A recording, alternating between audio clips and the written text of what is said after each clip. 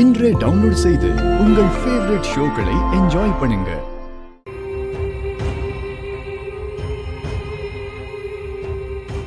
பயப்படாத கண்மணி, உன் குழந்தைக்கு எதுவும் ஆகாது.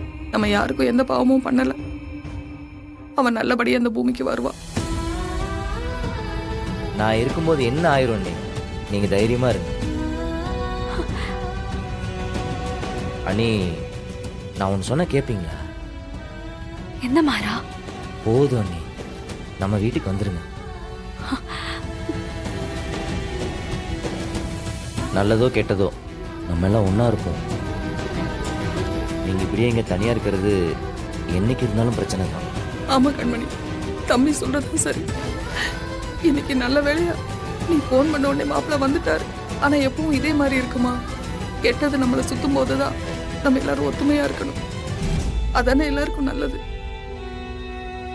அண்ணி, நீங்கள் ராகவும் கூட சேரணும்னு நான் சொல்லலை. அது உங்கள் தனிப்பட்ட விஷயம்.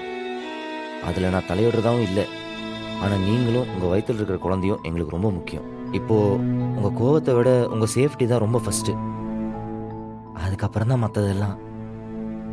இந்த விஷயத்தில் நான் ரிஸ்க் எடுக்க விரும்பல நீ. கண்மணி, அந்த வீட்டுல வள்ளி எப்பவும் உன் கூட இருப்பாங்க. வீரா பிருந்தான்னு எல்லாரும் உன்னை நல்லா பாத்துக்குவாங்க.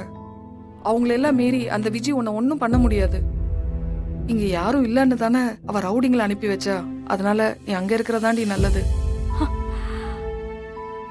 ப்ளீஸ் அண்ணி, வந்துருங்க.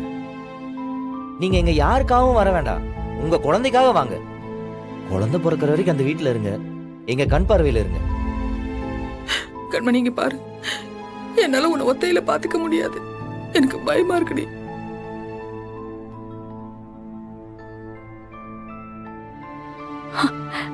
சரிம்மா, நான் போயிட்டு வரேன். கடவுளே, என் பொண்ணுக்கு இப்பயாவது நல்ல புத்தியை கொடுத்தியே.